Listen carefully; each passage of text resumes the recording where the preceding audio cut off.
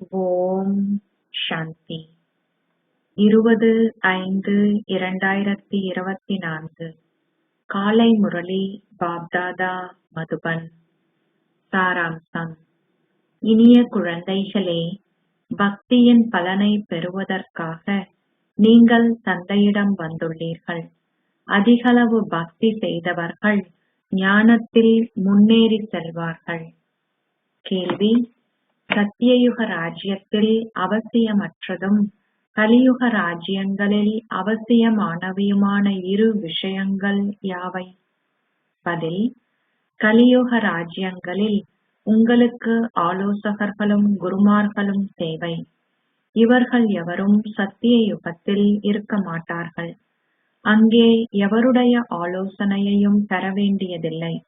ஏனெனில் சத்தியயுக ராஜ்யம் சங்கம யுகத்தில் தந்தையின் ஸ்ரீமத்தின் மூலம் ஸ்தாபிக்கப்படுகின்றது. நீங்கள் பெறுகின்ற ஸ்ரீமத் 21 பிறவிகளுக்கு நீடிக்கிறது என்பதால் அனைவரும் சத்கதியில் இருக்கிறார்கள். இதனாலேயே அங்கு குருமார்களுக்கான தேவை இருக்க மாட்டாது. ஓம் சாந்தி. ஓம் சாந்தி என்பதன் அர்த்தம் என்ன? உங்களுடைய ஆதி தர்மத்தில் ஸ்திரமாக இருத்தல் அல்லது உங்களை ஓர் ஆத்மாவாக கருதியவாறு இங்கு அமர்ந்திருத்தல் ஆகும். அப்போது நீங்கள் அமைதி நிறைந்தவர்களாக அமர்ந்திருப்பீர்கள். இதுவே உங்கள் ஆதி தர்மத்தில் ஸ்திரமாக இருத்தல் என்று அழைக்கப்படுகின்றது. கடவுள் பேசுகிறார்: உங்கள் ஆதி தர்மத்தில் ஸ்திரமாக அமர்ந்திருங்கள். உங்கள் தந்தை இங்கமர்ந்திருந்து உங்களுக்கு கற்பிக்கிறார். எல்லையற்ற தந்தை உங்களுக்கு எல்லையற்ற கல்வியை கற்பிக்கிறார். ஏனெனில் தந்தையே உங்களுக்கு எல்லையற்ற சந்தோஷத்தை கொடுப்பவராவார். இக்கல்வி மூலம் நீங்கள் சந்தோஷத்தை பெறுகிறீர்கள்.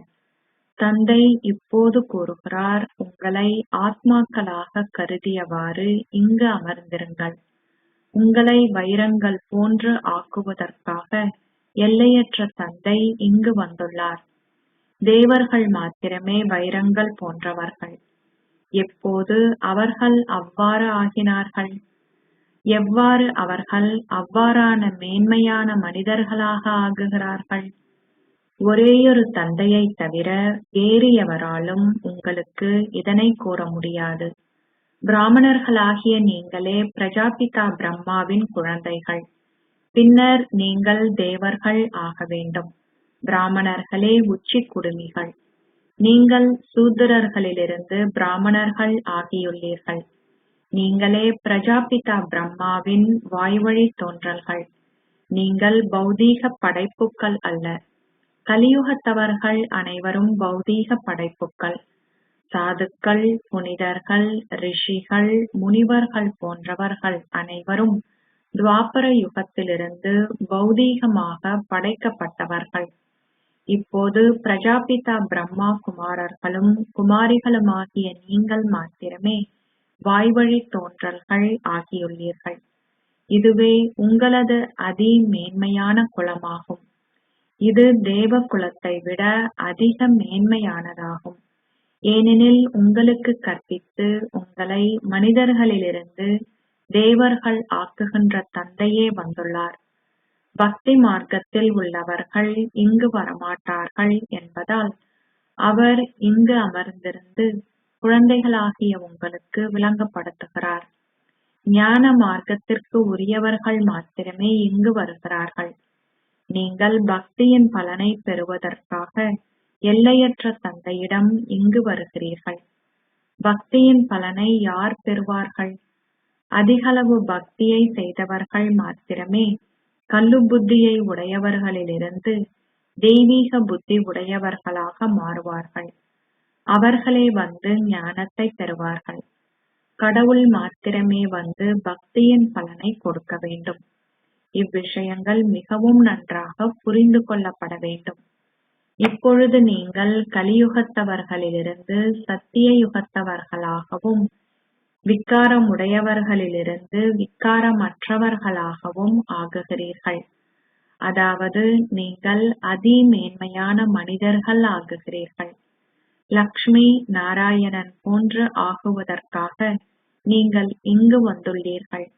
அவர்கள் இறைவனும் இறைவியும் என்பதால் அவர்களுக்கு கற்பிப்பவர் நிச்சயமாக கடவுளாகவே இருக்க வேண்டும். கடவுள் பேசுகிறார். ஆனால் கடவுள் என்று அழைக்கப்படுபவர் யார்? ஒரே ஒரு கடவுளே உள்ளார். நூறாயிரக்கணக்கான அல்லது ஆயிரக்கணக்கான கடவுள்கள் இருப்பதில்லை. கடவுள் கூழாங்கற்கள், கற்கள் போன்றவற்றில் இருப்பதில்லை. தந்தையை அறியாததால் பாரதம் மிகவும் ஏழையாகிவிட்டது. பாரதத்தில் லக்ஷ்மி நாராயணனின் ராஜ்யம் இருந்தது என்பதை குழந்தைகளாகிய நீங்கள் இப்போது அறிவீர்கள். அவர்களுடைய குழந்தைகள் போன்றோரே ராஜ்யத்தின் அதிபதிகளாக இருந்தார்கள். ராஜ்யத்தின் அதிபதிகள் ஆகுவதற்காகவே நீங்கள் இங்கு வந்துள்ளீர்கள்.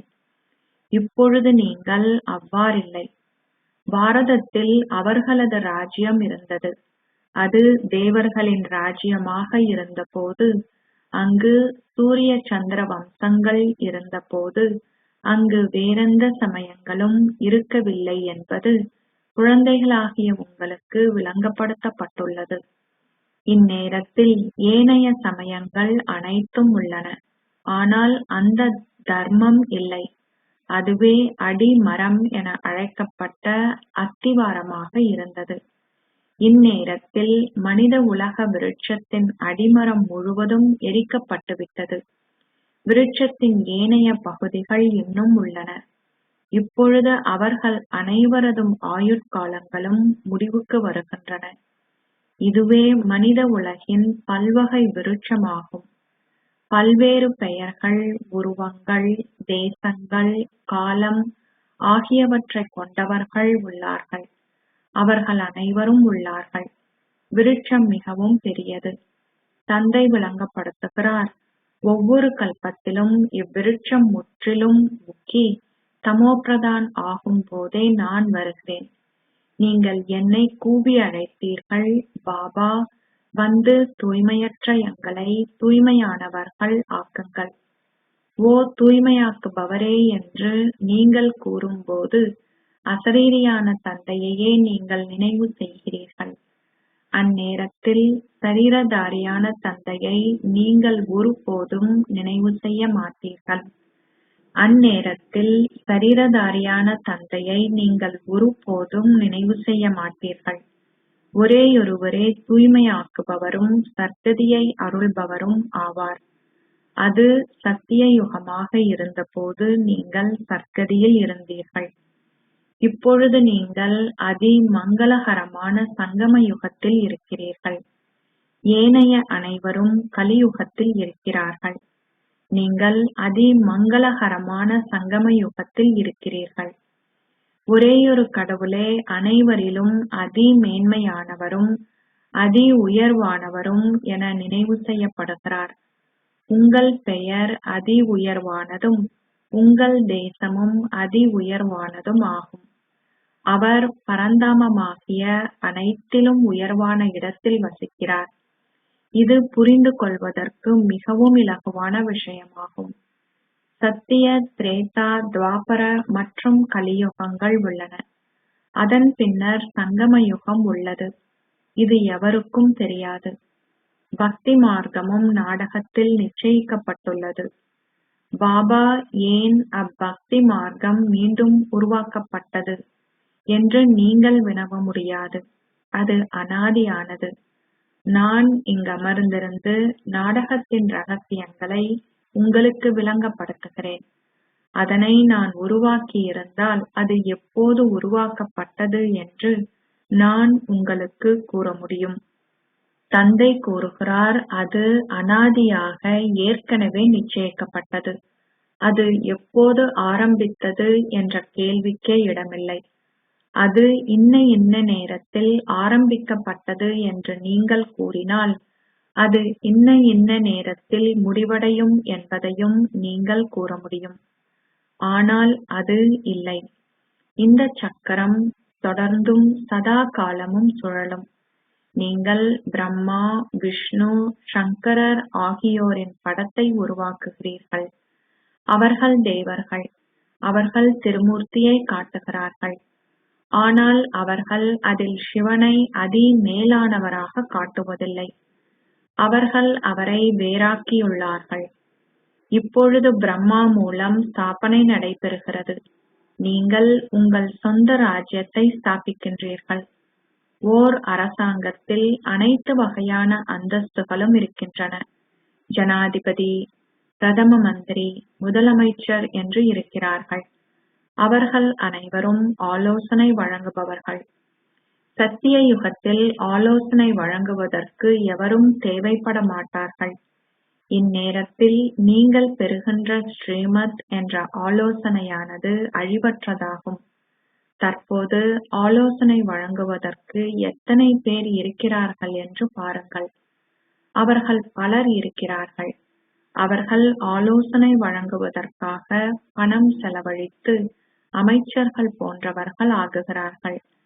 அவர்கள் அனைவரும் சீரழிந்துள்ளார்கள் என்றும் அவர்களுக்கு பணம்தான் வேண்டும் என்று அரசாங்கமே கூறுகிறது. இது கலியுகம். அங்கு இவ்வாறு இருக்க மாட்டாது. அங்கு ஆலோசகர்களுக்கான தேவை இல்லை. இந்த வழிகாட்டல்கள் 21 பிறவிகளுக்கு தொடர்கின்றன. அத்துடன் நீங்கள் சர்க்கதியையும் பெறுகின்றீர்கள். அங்கு குருமார்களுக்கான தேவையும் இல்லை. சத்திய யுகத்தில் ஆலோசகர்கள் அல்லது குருமார்கள் இருக்க மாட்டார்கள். இப்பொழுது நீங்கள் ஸ்ரீமத்தை பெறுகிறீர்கள். அது 21 சந்ததிகளுக்கு 21 பிறவிகளுக்கு முதுமை அடையும் வரை அழிவற்றதாகும். பாம்பு ஒரு தோலை நீக்கி இன்னொன்றை பெறுவது போல் நீங்கள் வயது முதிர்ந்தவராகி உங்கள் சரீரத்தை நீக்கி மீண்டும் ஒரு குழந்தை ஆகுவீர்கள். தந்தை பிராமணர்களாகிய இனிமையிலும் இனிமையான குழந்தைகளாகிய உங்களுக்கு விளங்கப்படுத்துகிறார். கடவுள் வந்து அழுக்கான ஆடைகளை கழுவுகின்றார் என்பதை அனைவரும் கிரந்தத்திலிருந்து கேட்கின்றார்கள் அல்லது வாசிக்கின்றார்கள். வந்து அழுக்கான ஆடைகளை கழுவுங்கள், ஆத்மாக்களாகிய எங்களை சுத்தமாக்குங்கள் என மக்கள் கடவுளை கூவி அழைக்கிறார்கள். ஆத்மாக்களாகிய எங்கள் அனைவரினதும் தந்தை வந்து எங்களது ஆடைகளை சுத்தப்படுத்துகின்றார். அவர் சரீரத்தை கழுவ வேண்டியதில்லை. அவர் ஆத்மாவையே கழுவ வேண்டும். ஏனெனில் ஆத்மாவே தூய்மையற்றவர் ஆகியுள்ளார். வந்து தூய்மையற்ற ஆத்மாக்களை தூய்மையாக்குங்கள். தந்தை இங்கமர்ந்திருந்து குழந்தைகளாகிய உங்களுக்கு விளங்கப்படுத்துகிறார்.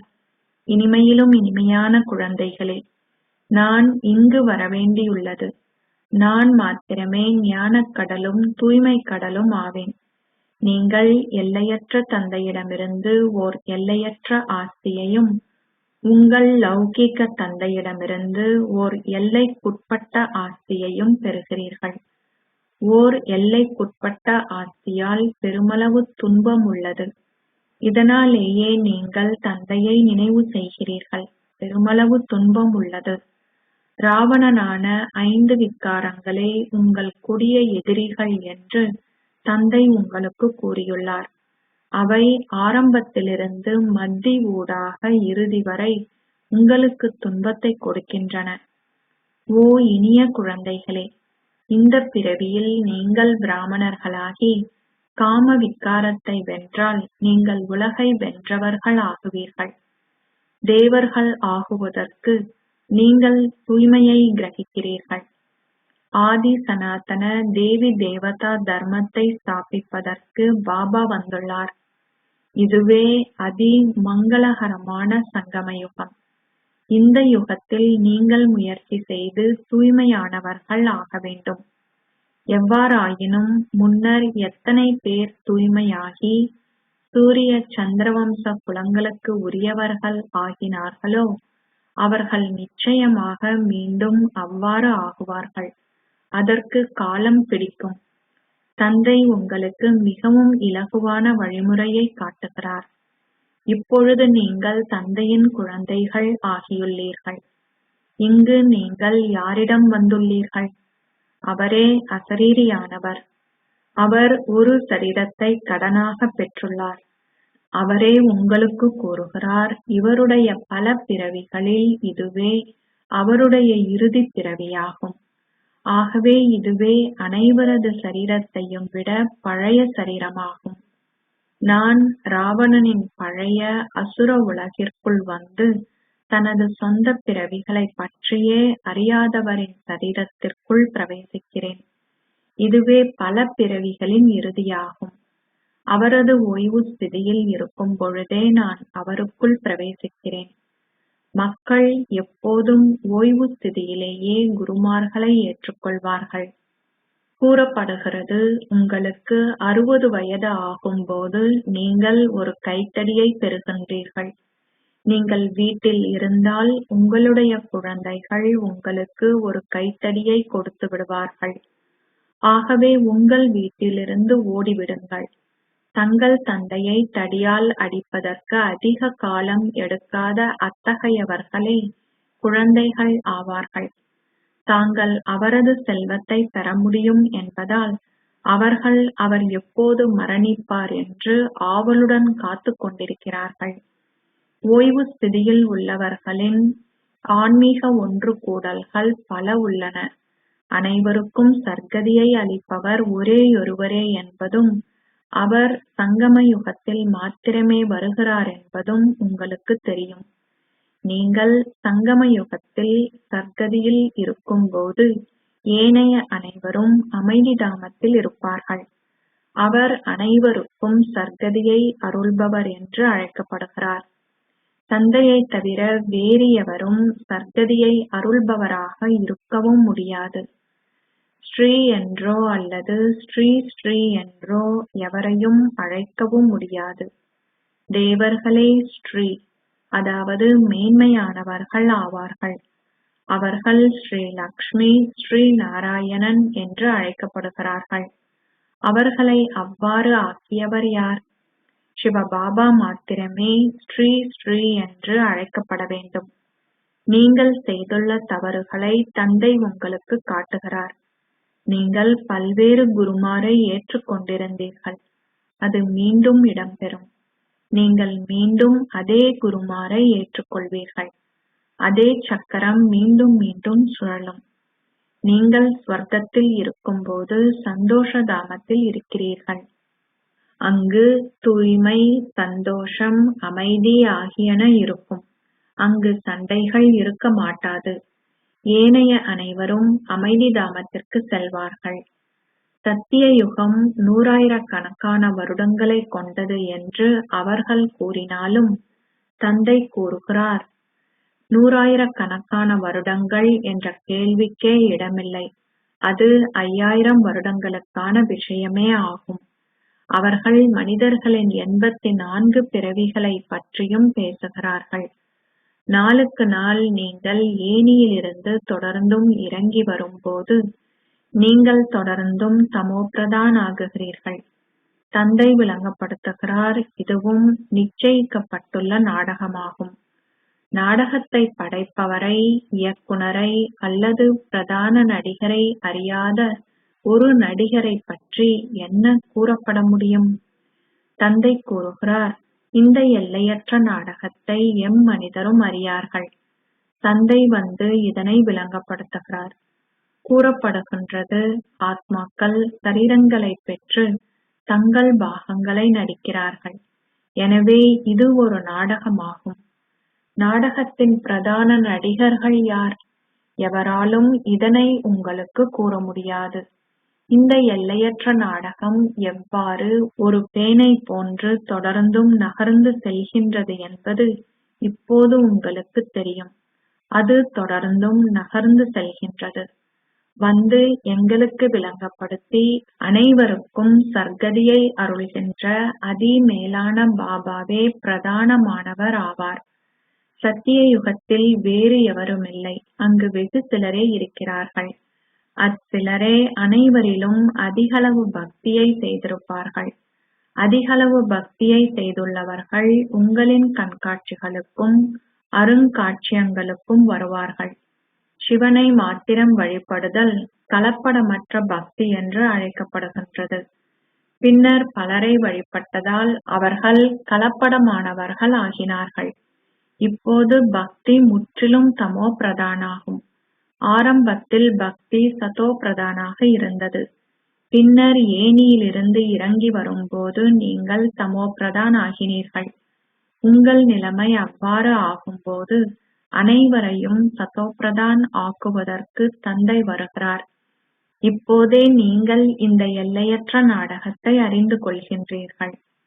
அச்சா, இனிமையிலும் இனிமையான அன்புக்குரிய, எப்போதோ தொலைந்து இப்போது கண்டெடுக்கப்பட்டிருக்கும் குழந்தைகளுக்கு உங்கள் தாய் தந்தையாக இருக்கும் பாப் தாதாவின் அன்பும் நினைவுகளும் காலை வந்தனங்களும்.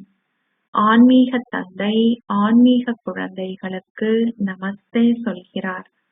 ஆன்மீக குழந்தைகள் ஆன்மீக தந்தைக்கு நமஸ்தே சொல்கின்றனர். தாரணைக்கான சாராம்சம் 1.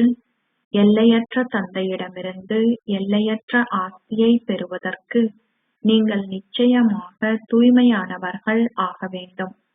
இந்நேரத்தில் தூய்மை என்ற ஆஸ்தியை நீங்கள் பெறும்போது, அதாவது நீங்கள் காமத்தை வென்றவர்கள் ஆகும்போதே உங்களால் உலகை வென்றவர்கள் ஆக முடியும்.